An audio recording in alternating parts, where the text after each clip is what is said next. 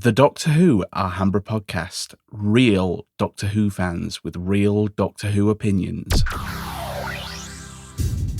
Hello and welcome to another episode of the Doctor Who Alhambra Podcast, a podcast dedicated to discussing and reviewing all things Doctor Who, Big Finish, and other science fiction stuff. In this podcast, I'm going to be looking at the future of, Doctor Who as we get the Chibnall blessing of the 13th Doctor audio range, as well as I have an article from Screen Rant, 15 amazing Doctor Who stories that didn't happen on TV. Yes, Doctor Who can exist outside of a box that has pictures flashing at you from time to time. And I'm going to give you my thoughts. I've not even read this. I just came across this article and I thought it would be super fun, especially since we are not sure what is going to happen with the future of the series. Now, keep that in mind because in the next episode, myself and Liam basically sat down and hashed out and did a review of all of RTD Part 2, Season 15, Series, 41. If I get all those correct. And yeah, so stay tuned for that because that has been it's going to be over 2 hours. So, lots of editing. Well, not lots of editing, but editing will be occurring. And 2 hours worth of editing, a little bit more work than, a 30-minute solo podcast. Anyway, that being said, thank you for downloading and listening. Please like, subscribe, wherever you're listening to. Hit the bell for notifications. If you're listening on YouTube, please email the show at alhambraaudio@gmail.com. You can tweet the show at Alhambra Podcast. DMs are open. And now, without further ado, I'm going to look at this article from Bleeding Cool that says the 13th Doctor's audio adventures get Chris Chibnall's blessings. Yes, the man who brought us the Timeless Child, the man who destroyed practically, 2/3 of the universe, and also decided to change the Doctor's origin, and then couldn't answer any of those questions, and decided to leave it for somebody else who maybe is a little bit more competent. He gives the Big Finish audio his blessing for Jodie Whittaker and Mandeep Gill's Big Finish Doctor Who audio drama. Now, it says in the article, the current series of Doctor Who may be over, but July sees Jodie Whittaker and Mandeep Gill return as the 13th Doctor and Yaz Khan in their first Big Finish audio adventure, Vampire Weekend, written by writer Tim Foley. This is the first of 12 original stories featuring the underrated, I'm just reading what it says in the article, the underrated Doctor and companion in their adventures after Graham and Ryan left the TARDIS and before their final season, Flux. So we finally get some, information about when they went to Trapeze World or Carnival Land so that they could, make that perfect landing in episode 1 of the Flux after, Carvanista had them tied together and all that ridiculousness with poor CGI. And And so it says it's like an entire season of regular pre-Disney era series, giving Whittaker's Doctor her due as the lead and her own series instead of supporting of her own series instead of a supporting character in the the Graham and Ryan soap opera. Does this writer actually think that Jodie Whittaker actually took second fiddle to Graham and Ryan? Did we watch the same show? It might show Yaz gradually falling in. So we're actually going to have rationale for where this came from instead of worse love story in the entire world. Sorry, second worst love story in the entire world besides Leela and what's his face from The Invasion of Time. Let's see. It says the Vampire Weekend. It's Gina's Hindu. Oh, this is a synopsis. And her maid of honor has booked a large manor at the Peak District. And her friends should be there, including Yasmin Khan, who's been mysteriously away. And okay, but Yaz is bringing a guest. Oh dear. I really hope, again, the joy of Doctor Who is the friendship and the camaraderie between companion and doctor. Again, I will say, and I've been consistent among all of this, I've always been for the doctor not crushing on their companion, whether it be 10 and Rose, 11 and Amy, Amy and 11, Amy and anything that moves, Clara and 11. I'm glad that that wasn't a thing. And so, I'm just very consistent about my feelings revolving around this. So I just hope that this is just a fun story, kind of like some of those 1 hour Fourth Doctor, Eighth Doctor ones, where it's just companion and doctor going in, finding a problem, solving it, the end, next episode. So it says, let's see, he told blah, blah, blah. Where did I leave off? Okay. So it says, but Yaz is bringing a guest. It's someone who is invited, someone who might prove a little disruptive. The doctor is joining the celebration. Unfortunately, so is an ancient enemy. It's probably Sutek. Probably. But you know what? Don't worry.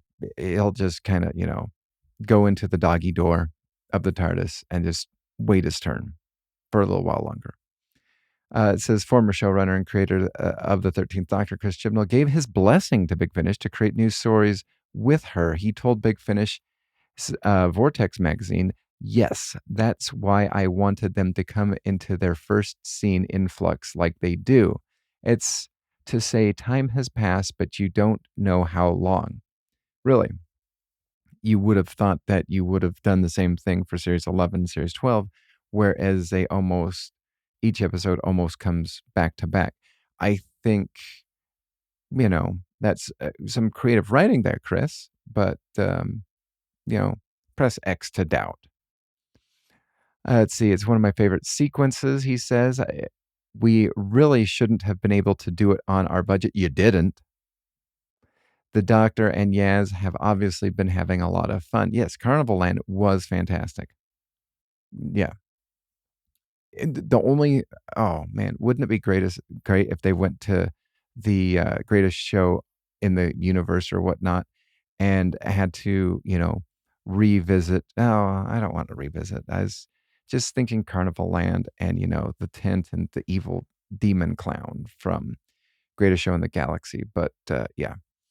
So yes, absolutely. Chris Chibnall says that gap between the two series was really deliberate to leave a sense of timing having passed both on screen and our lives. There had been events in the real world, COVID-19, and it felt more like time had passed than it actually had. So Chibnall was happy to let Big Finish. Happy. I don't think, when the BBC and Big Finish have a, writing, sponsorship money, passing hands or whatnot, I don't think there needs to be any sort of blessing. I think this is Chibnall just saying, hey, whatever they do, if it's good, yeah, I allowed it. Yeah, whatever. Christian was happy to let Big Finish and the other writers get on with it, and he could listen to them like a punter or like somebody who actually acknowledges that Big Finish exists, because I don't think he does or did. And I still don't think he cares.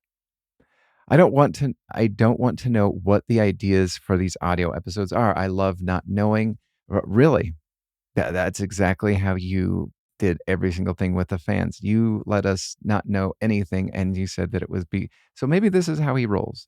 He doesn't like knowing. His wife will take him blindfolded for a weekend to the Lake District or something like that, blindfold him for 4 hours in the car. He loves not knowing. That's how he rolls his life, his kids will make dinner for him and he'll be blindfolded. He loves not knowing. they'll put scented candles in front of his face to distinguish the smells so that he doesn't know exactly what is being served. All right. Yeah, that totally checks with every single thing that he does. I've very deliberately I'm I've very deliberately absented myself from it. So it'll be lovely to hear all the people's take on it. All the people's take. Really? Interesting. Oh, probably their take on the characters. It's very exciting. Everybody at Big Finish will get to experience what we did with Jodie and Mandeep. They really are two of the greatest human beings, both wonderful actors and a delight to work with. They bring so much energy and humor. All right, so, and then obviously, according to this, the Vampire Weekend is available. Oh, gee.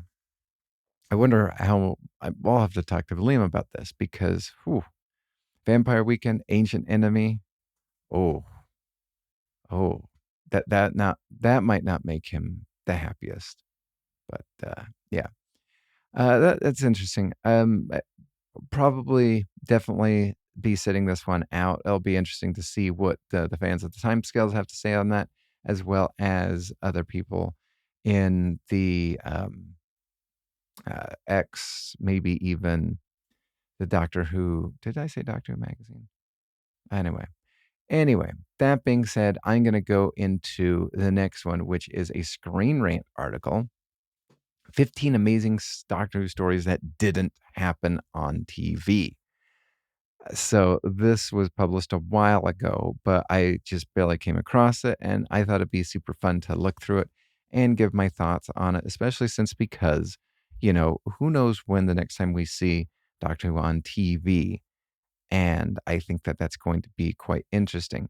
One of the things that they discussed in the pre-synopsis is Christopher Eccleston's Dalek was an adaptation of Robert Sherwin's Sixth Doctor uh, audio Jubilee.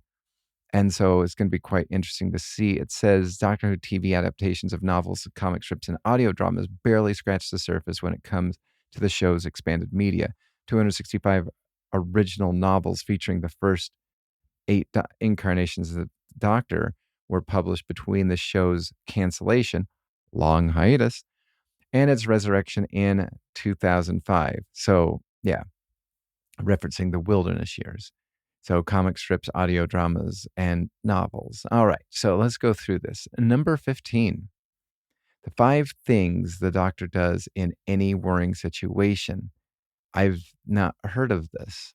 So it says Jodie Whittaker's COVID response. Oh, I didn't know that was a thing. The homemade, rough around the edge charm of the video was warm, and the warmth of Jodie Whittaker's sentiment was perfectly on brand for Doctor Who for this. Okay, so it was a phone recorded Doctor Who thing for COVID-19. Why would 15 amazing Doctor Who stories that didn't happen? Maybe there's a story that occurred in this phone video thing, but I don't think that I would classify that as something that I would want to see in expanded universe. Okay. Number 14, Dark Eyes. This looks like it is the 4-box set. Dark Eyes. This features the Eighth Doctor, played by Paul McGann. You have Nicola Walker, who is Livchenka, who was reprising her role from a episode that she appeared in with the Seventh Doctor, featuring the Robots of Death. I can't think of the title of it, but Dark Eyes, I will tell you, Dark Eyes 1, 2. You will get tired of the Tardy Box Man. Like, and the one thing that is, it could be complication for people new to it, is the companion Lucy Miller, who we start off the episode with her death from the Eighth Doctor adventures, and the Eighth Doctor, basically just grieving her sacrifice at the very end. And then obviously this takes place between the Doctor Daleks and centers on a World War I nurse. It's interesting. I think I might one of these days I'm gonna have to do a re-listen of Dark Eyes and a couple of the other ones. Um, yeah. Number 13. This one looks like it'd be Liam approved. Project Twilight. It says Colin Baker's unfairly maligned Sixth Doctor was revitalized at Big Finish, which allowed him time to soften the character's edge. One of the early standout stories from the Sixth Doctor, Project Twilight, I would disagree. I think it would be, oh shoot, where's Humphrey when I need him? Not the Spectre of Lanyon Moore. No, it would be the one that takes place before that. I can't think of what that is. Anyway, that one is a spectacular good one. It introduces the Sixth Doctor and Evelyn Smythe, the companion that he goes with from time to time. Probably one of the best companions that the Sixth Doctor ever had. And yeah, it says Project Twilight, a dark and moody urban horror thriller. Project Twilight is the beginning of the acclaimed Forge arc, which takes place across Big Finish's 6th and 7th Doctor's ranges. A helpful Redditor has provided a comprehensive guide to the chronology of the Forge arc from 2001's Project Twilight to 2010's A Death in the Family. I didn't realize that Death in the I really like A Death in the Family. And I'll have to look that up and maybe include that in the show notes if I remember. All right, number 12, Father Time, 8th Doctor. This is a book written by Lance Parkin. Father Time gave the Doctor a daughter long before the 2008 disappointing episode, The Doctor's Daughter. Father Time sees an earthbound 8th Doctor adopt Miranda, a fugitive alien child, to protect her from the warning factions that want her dead. Father Time is a novel and not a television episode. It has the opportunity to provide to properly dig into what it means for the 8th Doctor to become a father and adopt the daughter. Interesting. It makes me want to kind of go and check that novel out. Excellent. So that must be one of the BBC book ranges and not the book range, the Virgin novelization or the Missing Adventures. Anyway, oh no, it wouldn't be the Missing Adventures. All right, number 11, Master. This is a Big Finish audio written by Joseph Littester. Master is one of the best stories about the relationship between the Doctor and the Master in Doctor Who. Yes, it is. Yes, it is. This is a fantastic story. I believe it is 49 in the main range, if memory serves me right. It might, because I want to say Davros is 47, Omega is 48, and the Master is 49, and then you have number 50, which is Zagreus, I do believe. An atmospheric chamber piece about the grizzly going on at a dinner party gives way to an exploration of the Doctor and the Master's childhood and how it shaped each other's character for good and ill. Stephen Moffat would later take elements of Joseph Littester's story for the 12th Doctor's and Missy's story. Both Master and the Doctor Falls end with the Doctor refusing to give up on their wayward old friend. Yes, it is a fantastic story. It is very atmospheric. I think that is a very apt thing for people to listen to. All right. Children of the Revolution. And it looks like an 8th Doctor.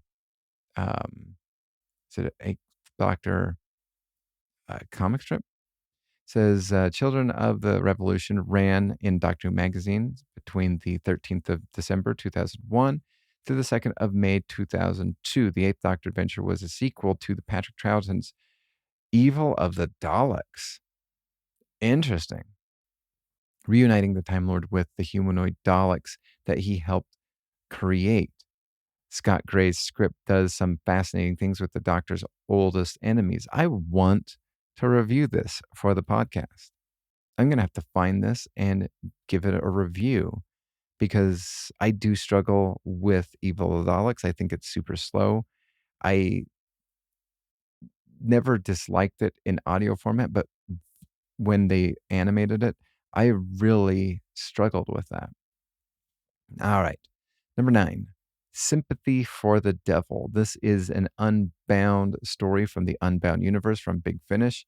It says Big Finish celebrated the 40th anniversary of Doctor Who with a mini-series of what if stories, and the best of which introduced the David Warner's Unbound Doctor, Sympathy for the Devil, posed the question of what would have happened if the Doctor had been exiled to Earth in 1997 rather in the 70s. It should have said the 70s or possibly the futuristic 80s.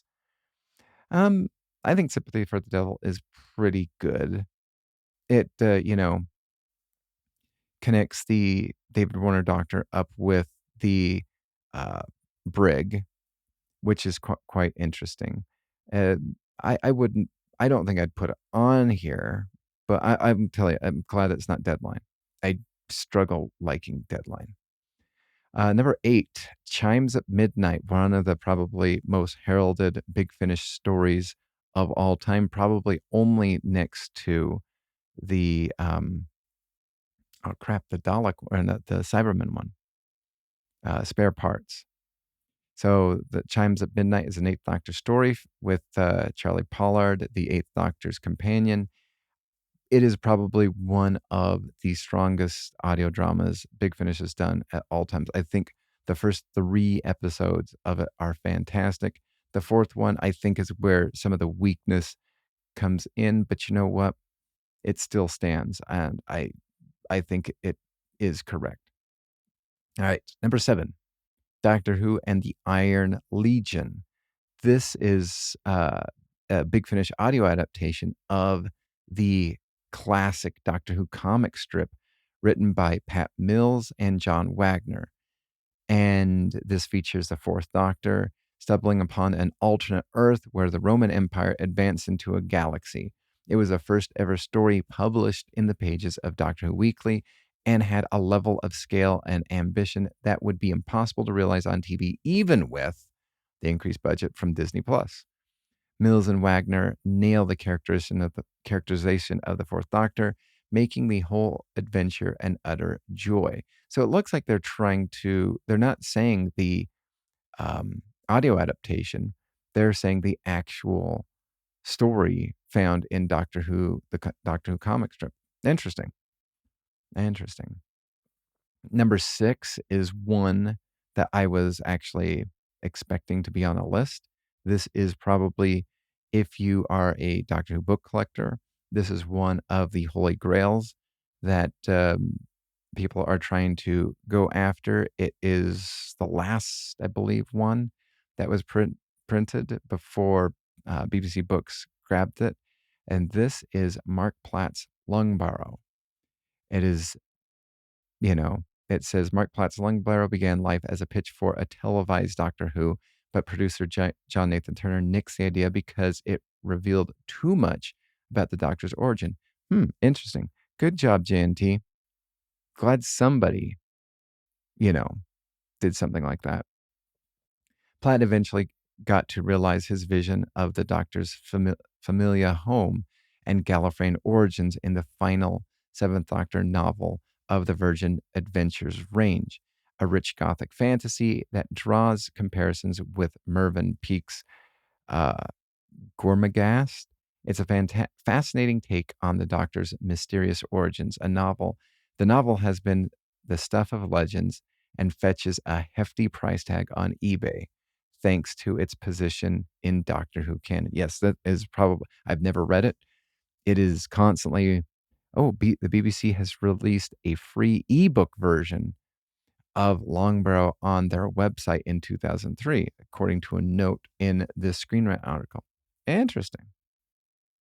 I don't know how I feel about that. Them just kind of, stomping on, it quashes people wanting to hold it hostage for hundreds of dollars and stuff like that, maybe even thousands of dollars.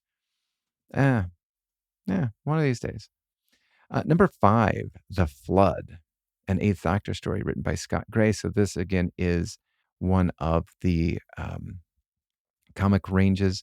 It says the Flood was an epic finale to the Doctor Who's wilderness years, ending the Eighth Doctor's comic strip run, featuring one of the sleekest, most memorable versions of the Doctor's Cybermen. The Flood is an urban thriller that added new dimensions to the classic villains. Interestingly, The Flood features the Cybermen converting Earth's population by nanotechnology hidden inside rain clouds, something that would eventually feature in Peter Capaldi's story, Dark Water, Heaven in Death in Heaven. Really, I thought it was more or less the nanotechnology that was done in that horrible 11th Doctor story. Anyway, it says originally Doctor Magazine and Russell T Davies considered regenerating the Eighth Doctor into Christopher Eccleston's Ninth Doctor, but they relented, freeing McGann's Doctor to have countless future adventures. Very interesting. Number 4, I have read this book, Time Worm Revolution. It was the first Doctor Who novel by Paul Cornell and one of the author's most experimental pieces. Revelation depicts Ace and the Doctor's journey into. Now, I will tell you, Revelation, I believe, is the 4th in the Time Worm trilogy. And I think it's fun. I think the first one is, I think, probably the best story of Time Worm. This last one, Revelation, was good, but not great. And then you had I believe, a World War II one that was in between that was enjoyable too. And then you had one that was a complete dud. Let's see, it says, sorry, I just had to give my thoughts on it. Revelation depicts Ace and the Doctor's journey into the Time Lord's psyche to defend the super being known as the Time Worm. Cornell's novel conjures up some extraordinary images like like a child-sized astronaut and the Doctor's past incarnations existing inside the Time Lord's mind. Both of these being ideas being revisited by Stephen Moffat's The Day of the Moon and Chris Chibnall's The Power of the Doctor. However, Time Worm Revelation is hugely influential novel that is well worth reading beyond its influences on Doctor Who. Sorry, televised Doctor Who. Yeah, I agree with that. Again, I would not jump on to Revelation because I believe that's the 4th one in the series. Number 3, The Glorious Dead, written by Scott Gray. This depicts an epic battle for the Omniverse between the Eighth Doctor and the Master, written by Scott Gray, taking place across 10 issues in the Doctor Who magazine between January and September 2000. The Glorious Dead was a wild trip through multiple realities. One memorable cliffhanger saw the Doctor wake up in bed next to Grace Holloway, Daphne Ashbrook, and the Doctor's love interest from the 1996 movie. Hilariously, the Doctor woke up wearing a question mark underpants, something that the 12th Doctor would later admit to wearing in the Zygon invasion. Props to you, Stephen Moffat, for doing that. All right, number 2. It had to be on this list because Chimes of Midnight were on this list. Number 2, Spare Parts.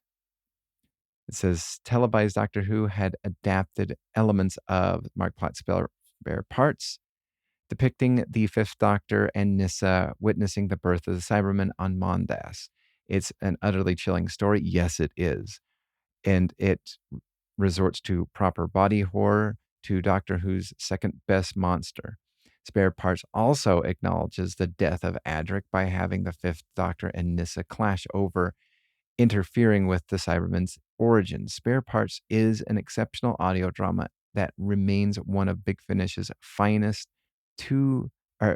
hours, 2 decades from its original release. Agreed. I think it's one of the instant classics. I don't, when I kind of rethought about my, rating system and whatnot, this one is a 10. It is a perfect 10 out of 10. Not too many things should be ranked to 10 because 10 for me expresses perfection. All right. And number 1, I have read this one too. And this one is also an audio drama. However, I would not put this at number one. I almost want to think that Screen Rant put this number one as a way of, sucking up to the previous, RTD.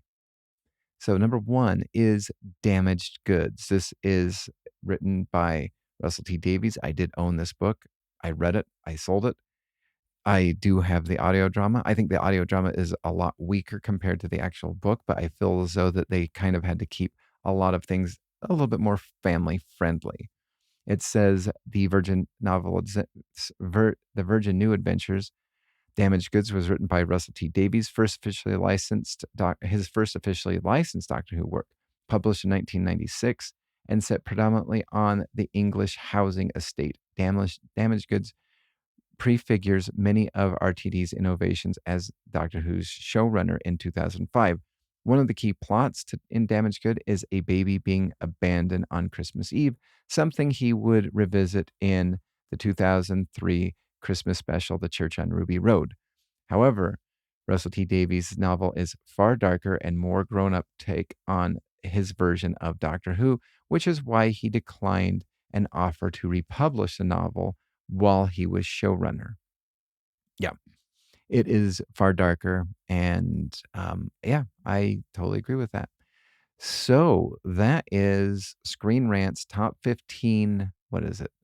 Amazing Doctor Who stories that didn't happen on TV. And just because they didn't happen on TV does not mean that they are less worthy of people's eyes, ears, and time. I am very actually grateful for finding that list, and I am looking forward to trying to find and track down some of the comic things and give my review and opinion on those. What, my dear listener, are your, unknown, lesser known releases, audiobook-wise or whatnot? I'd love to hear your thoughts on those. Please email the show at alhambraaudio@gmail.com. You can tweet the show at Alhambra Podcast. DMs are open. You can subscribe, give us some feedback on the YouTube channel. Please subscribe to that also. We'd love to hear from you. And until next time, we will see you in time. You have been listening to the Doctor Who Alhambra Podcast. Doctor Who is owned and trademarked by the BBC. Doctor Who Alhambra is not affiliated with the BBC or Big Finish. No infringement is intended. Visit our website at alhambrapodcast.weebly.com or email the show at alhambraaudio@gmail.com. Tweet us at Alhambra Podcast. That is ALHAMBRA Podcast. Thank you.